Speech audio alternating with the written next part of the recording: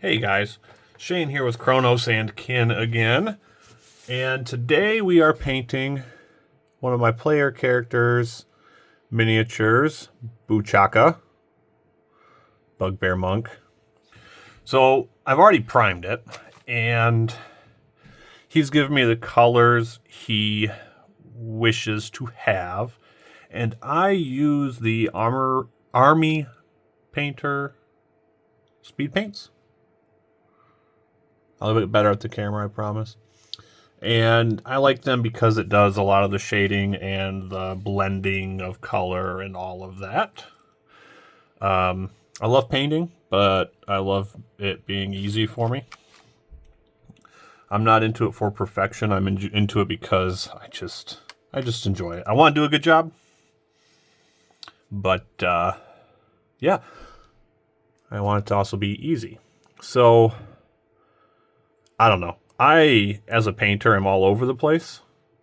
So I've primed them, and I do like a light prime. Some places you'll see are darker than others, and that also allows for better, I don't know, different parts of the colors to all show out, in my opinion. And one thing that I do is I use these silicone pop sockets for my palette. Just to, one, you can just pop the popper and it is clean. You just let the paint dry in there after you're done using it.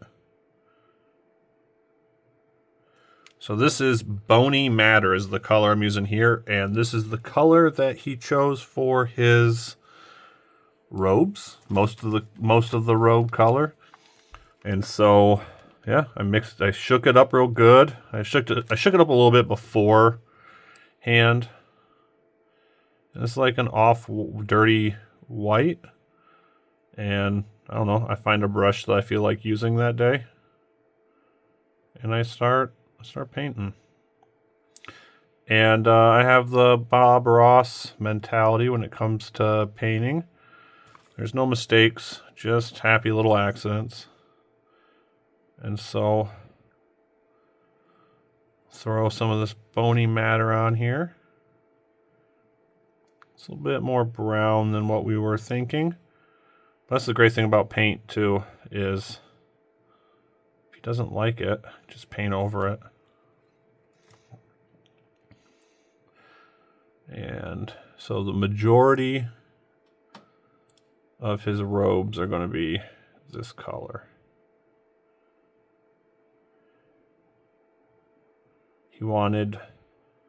I tried to get him to go with Goku orange, kind of, Dragon Ball Z Goku orange.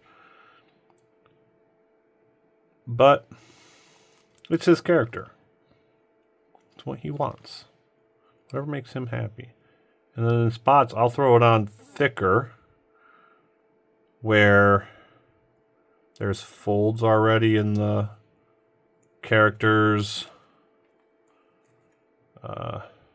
clothing or skin or whatever, and that allows for that speed paint to kind of really get in there and do its awesome kind of automatic shading stuff.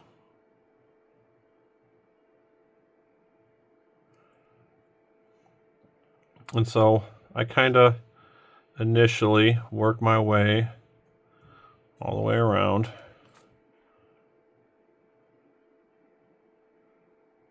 Kind of where I want to hit with the less fine-tuned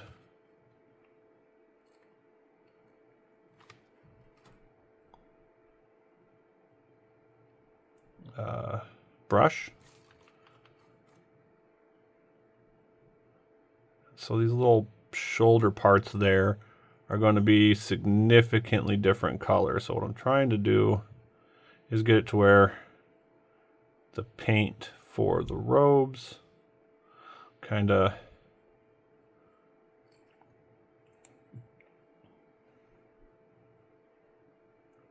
line up to where there's no gap in color. Like I said, I kind of just go around all over quickly, hitting the bigger areas that take less detail. Whoop. And just kind of give it a once over. And I will hit places multiple times if I feel like there should be more color variations. As you can see, this paint is already drying with really cool variations of the color.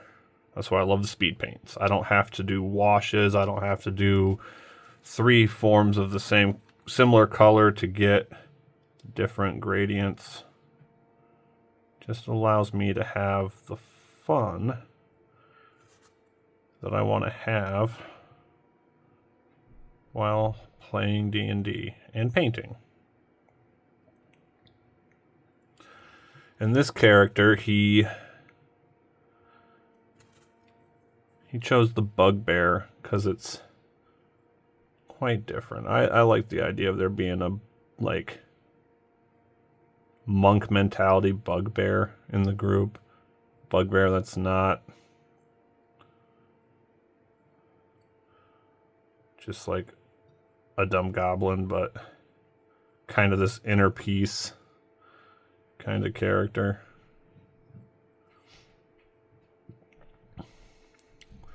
So those are the robes so far. I think it's a pretty cool color.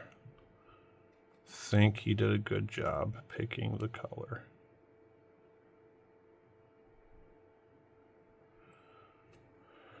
My hands, I have a hand easel. My wife got me a couple years ago for Christmas.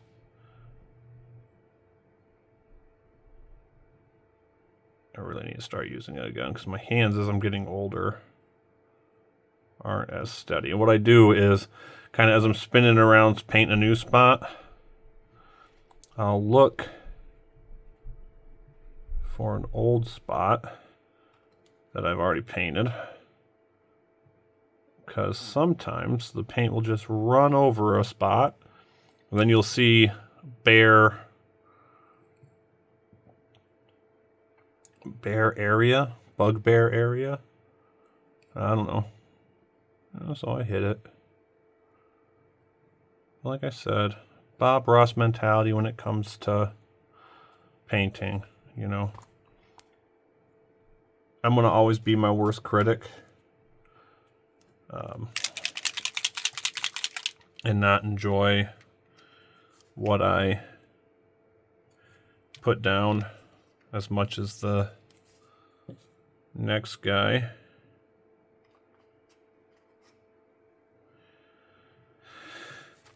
So I tried a long time ago, I would get frustrated that it didn't look like a professional painted it. And I realized I'm an IT guy. I'm not a professional painter. I run cable for a living. So no point in getting worked up.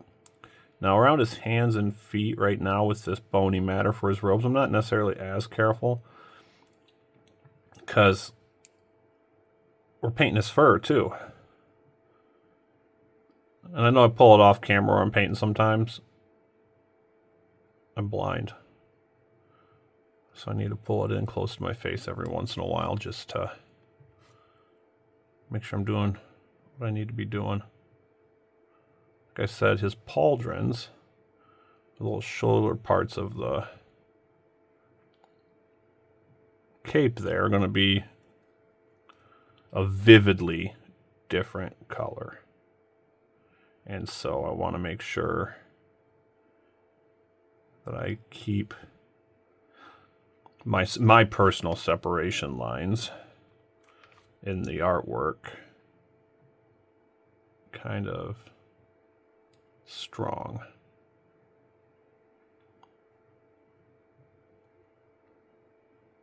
But like I said, these speed paints are fantastic for a kind of throw and go mentality, because they just really fill in the gaps of shading. If you guys don't use speed paints to paint, I'm sorry. Or you're just really freaking amazing at what you do, because I am not that artistically apt. I'm just, like I said, I'm just a nerdy IT guy, cable puller. So I don't really have time to sit and spend my day job. Really, it takes it out of me. So I don't want my painting to take it out of me. Like I said, this is my relaxation. You can already see, you're getting that depth of color, shading, just from it falling into its own cracks and spaces. The other cool thing about our channel, being that it is Kronos and kin, our families are usually all together when we're playing games. So one of the guys will bring his kids in and play with my kid. That's the whole point. And that's part of it. Remember when we were kids growing up at birthday parties, parents were all there drinking their beers out of the red cooler. Us kids were there trying to remember what cooler we were allowed to get into to get our drinks, our little milk jug drinks. That's kind of what we're trying to bring back. It's that sense of that community. It's not just, family isn't just blood. Family is whoever you allow into your circle. But I think kids should grow up together with other kids from other families, seeing other parents and how they act around their own children. And I think parents should see how other parents deal with their children. I think it's all a community learning process. I think we're almost done with this bony matter for the robes. I really like it. So far, so good.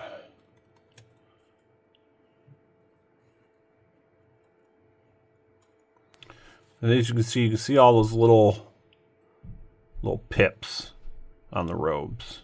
These little parts right here that stick out a little bit. I was going to sand them off, but I think it really fits to the nature of Buchaka, the Bugbear Monk.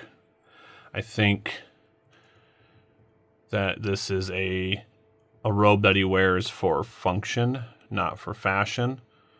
And I think because of that function, there's going to be impurities on it. Things that we as consumers wouldn't care for, but somebody that's living life a little bit higher than we wouldn't even notice the little imperfections on their clothing. So I think we have the bony matter painted on for those robes really good. It's like a nice off-white, dingy, I don't want to say dirty, I just want to say worn. Like they have served purpose for a long time. Now I am going to paint and hopefully make the right decision in doing so. The pauldrons next. And Buchaka's player, who I haven't put an introduction video on, so I'm trying not to do too much there beforehand. But Buchaka's player chose bright reds. We're going to have this dingy, off-white, worn look with this bright red pauldron. Kind of collar on both sides.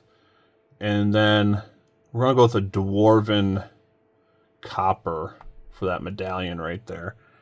And the reason we went with the Dwarven Copper is it is a reddish copper.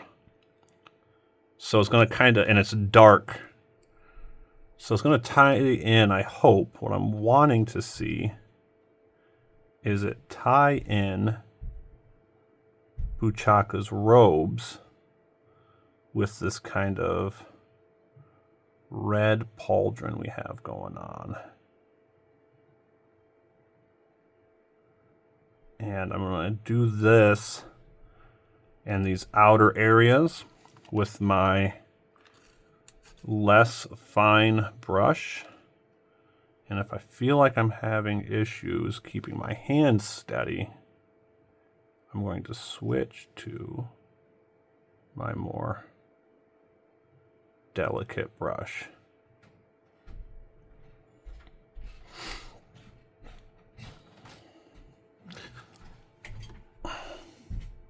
So you can see that contrast there. I like it. I love it. Probably going to see a little bit more of it.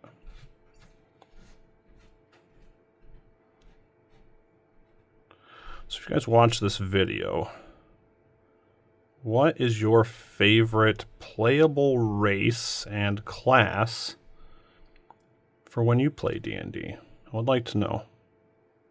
I am finding that the curse of the DM is real, and I'm hoping that with this channel, somebody would like to do their own campaign and DM it so that I may be a playable character. Because I have an idea for an Oathbreaker Paladin that I would love to bring to life. And I don't want to bring it to life as an NPC in one of my stories. I want to bring it to life as the character first. And then hopefully bring it to life as an NPC in a story at a later time, right? Like, I don't want its moment to be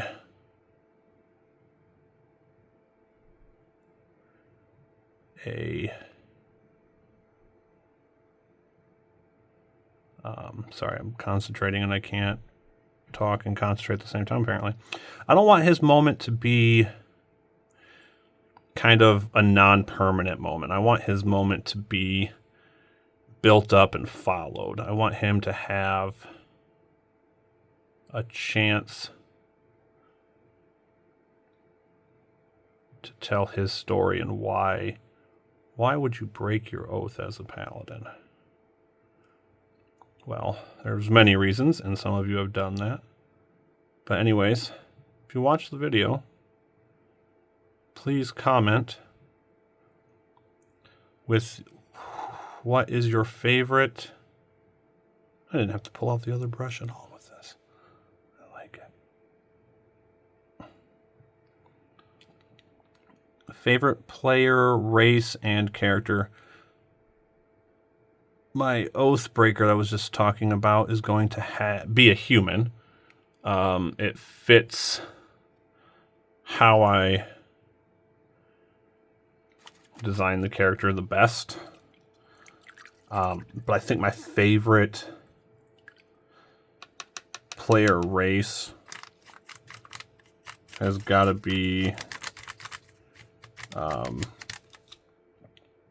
I'm drawing a blank on the name, but the bird people. The Kakari or Kakari or whatever. It just breaks the mold so much on D&D, and I think that's why I love it. All right, so we did the pauldrons and we did the robe. We picked this ruddy fur color to be his skin, his fur. And yeah, I guess skin, palms of his hands, bottoms of his feet. I've used it several times for squirrels and rats and just other creatures, so I think for a bugbear it's going to look good. I think I have painted some bugbear figurines that were for my people to fight against, and I painted them with the ruddy fur. So going in with the ruddy fur. So it's going to be a medium brown color. So a little bit darker than the robes, more brown than white. So it offsets the color of the robes from his fur quite well. Now, the other thing I don't do as a miniature painter that maybe I should, but probably never will, is there's really minute details, right? So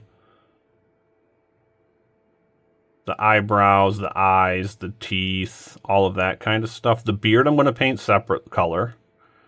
But like his fingernails, I'm not going to follow in on his fingernails with a different color. I don't have the dexterity for that. But his eyes I'm going to try, and he has green eyes based on what our player has built. I'm going to try to get in there with a little dot of a nice emerald green for him, just to get those eyes to pop out a bit. And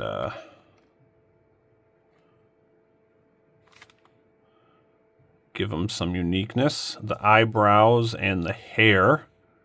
So what we would consider the parts of our body that are hair. So the head, the beard.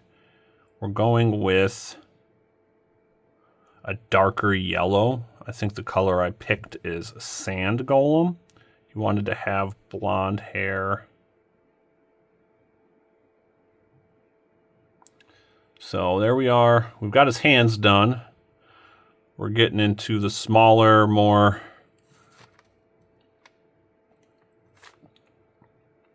interesting bits of his body. And then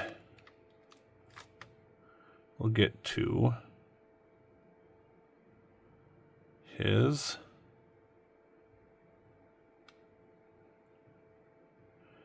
face and hair, stuff like that. So if you are a D&D player,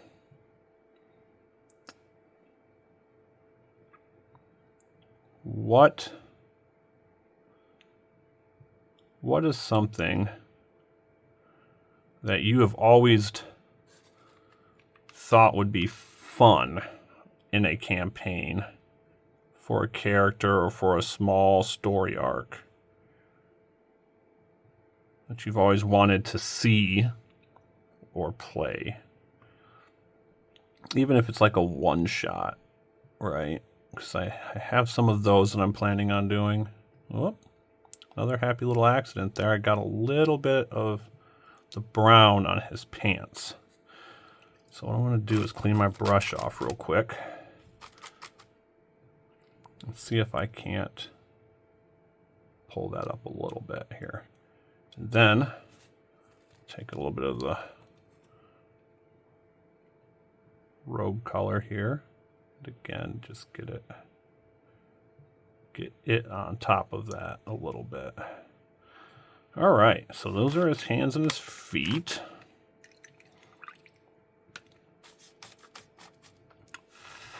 Blow on a little bit to dry some of those spots as I move my hands around. So then you can see he's got a little bit of his chest sticking out right there. And I didn't prime that spot on him as much because I wanted it to potentially be a bit darker than his other fur, because it's his man chest. So I'm just going to add a little bit extra of the Goopy Gop on there. And now we got his chest. I think I went in with the wrong color, people. But that'll set up a decent base. Maybe that'll help me darken it up a bit. We'll see. We'll see what happens here. Let's get in there with this. Yeah. Let that dry and we'll add some more. Now, here, kind of going to mix up and stop doing one color at a time. I'm going to get my yellow ready for his hair. While it's setting up, I want to get a little bit, so a little bit too much there, glistening on his little feetsies. I'm going to take it off there a little bit. I want to add some to his hands.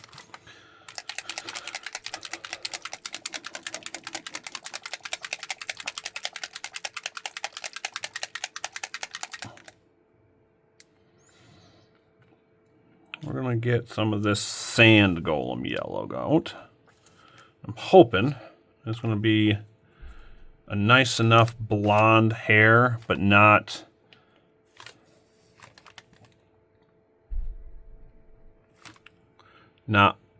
like an orangey yellow, more of a brown yellow. It fits, I hope, with the colors that we did all around. And so with textures like hair on these 3D printed miniatures, I do more of a dab than a brush, just so that I'm getting into all these little different areas. Because I want the beard to look full, but I also want it to have a variation in the color itself. I want there to be heavy spots of color, lighter spots of color, right? Like I have a beard. It's 37 different colors of hair. And go. There we go. So I want to try and get the figures to have that same kind of thing going on. So this Bugbear, he wanted also to have kind of a head of hair. Same kind of blonde hair.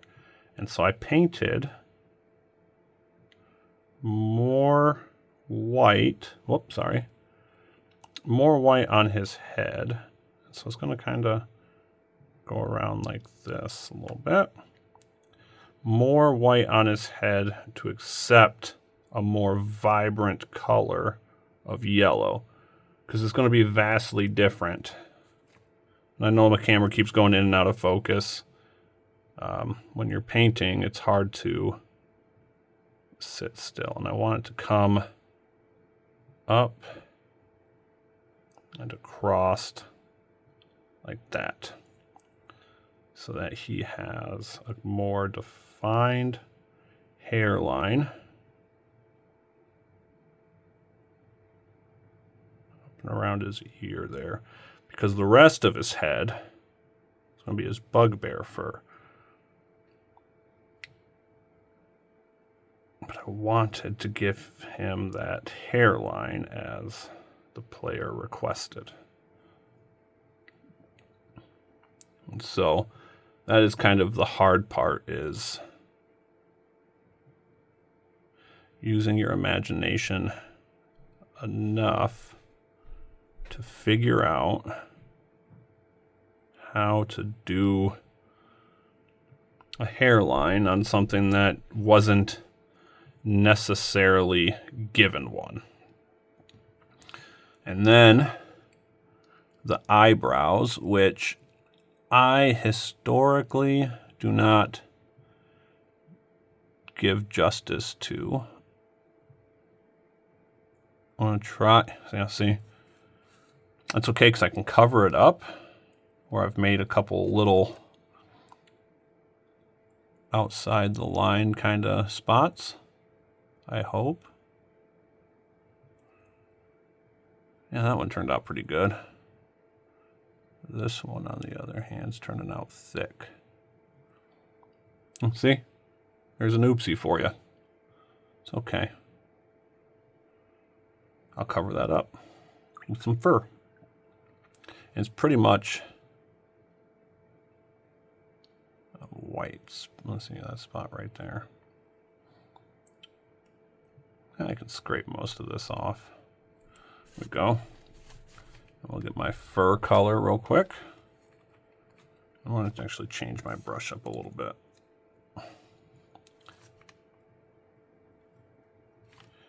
So that I can kind of get in with more of a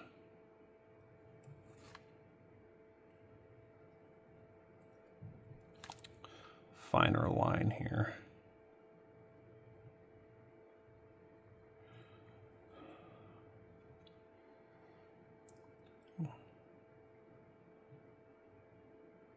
Spots like this are where I have 0 patience and dexterity. My little cheat hack is whatever color. So if I'm painting like a human or an elf, I'll paint the whole face one color and like try to do black dots for the eyes. Call it a win, because I still am learning, and so figure why not try to learn on somebody else's character.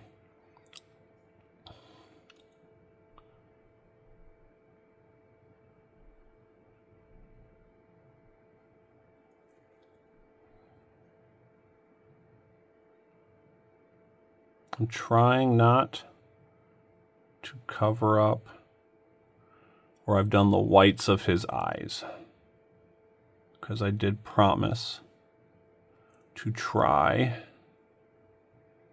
and get that green dot inside of there. And then also I'm going to keep his little teeth that you can see there sticking out. I'm going to try to keep those white as well. Just trying to get around. And the teeth aren't level with the painting or with the miniature. They actually stick out, so like I have to go behind them.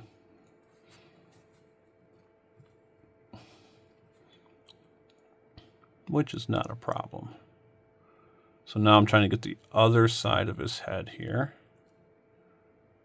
And the other side of his ear. And then I gotta get some more of the hair yellow there.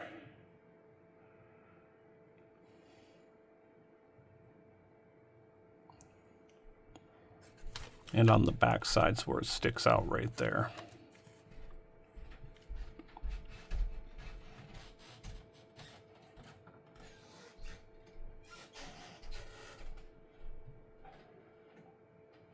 Patience and a steady hand are key.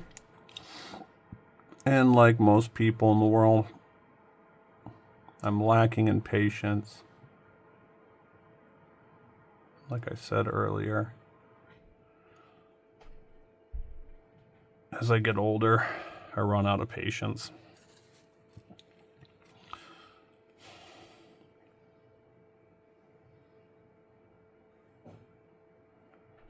So I'm just trying to get some of that skin color down in and around his neck here.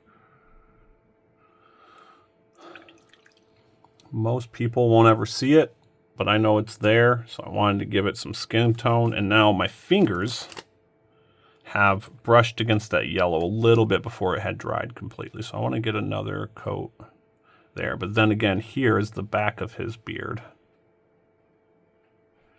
And so I want to get up in there. with the yellow on my brush. Just enough, as you can see, to kind of complete the look and get us a place to start. All right, so the last thing I really have to focus on is this medallion right here. And of course, recording a video, I'm never prepared, and I have to grab one more color.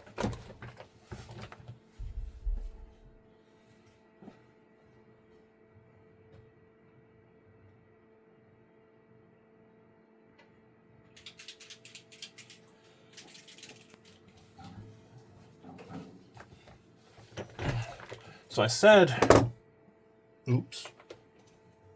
dwarven copper bronze or something earlier. This is the color I was thinking of, Talos bronze. So it's a metallic speed paint. And it's just like that red hued bronze color. And it's actually one of my favorite metallic colors, believe it or not. So, clean off my brushes a little bit. And then a little dippy dappy on here. Yeah, good.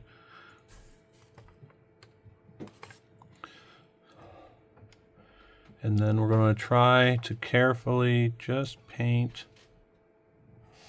the metal with the bronze color. I'm gonna add a little bit more so it really gets that shine on it. Yeah, a little sparkle. All that glitters is gold. And as you can see, right there on his lapel, I've got a little white spot. So this is the time now where I'm mostly done with the painting. And I need to go back a little dab of the bone white color that we used for his robes. Just fill in that dot. And then I'll rub it kind of all over again, kind of really adding to that shading of the character. And then I noticed right here, I've also missed a little stretch of his robe on the inside there. So we'll go ahead, load up our bigger brush. Just going to go ahead and get it. Go back to the other side. I missed a little bit up there. So we're just going to go in and get it. I think a lot of people worry about perfection, like I said in the beginning of this video. I worry about playing the game. And I think that I have a miniature painted that my player is going to enjoy. And if he doesn't, guess what? You can paint over it. If there's a color he doesn't like,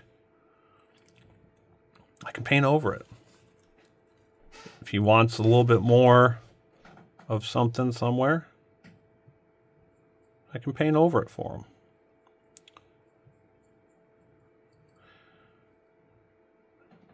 There are more important things when you're playing a game to get hyper fixated on.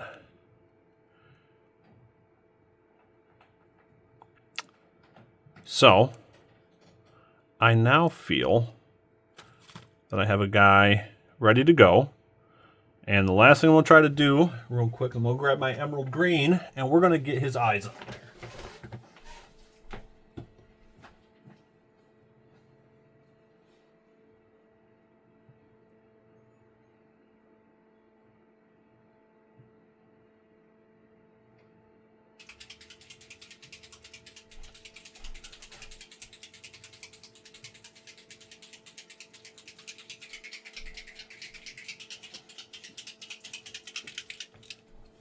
All right, so for this, I'm using Shamrock Green. Only because It's a nice eye color green in my opinion. Yuck. A little bit of gunk left over from last time. Only need a little bit. Because it's such a small little dot, I think this is my most... If I can get back to its point, clean it off. See, look, you're getting to see all the behind the scenes stuff with Kronos and Kin. The ramblings of a mad person. The oopsies.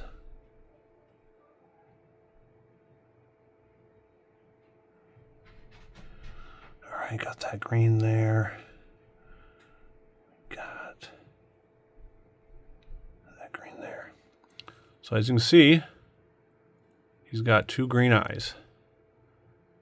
I think I placed them pretty good. Well, this was me painting a mini.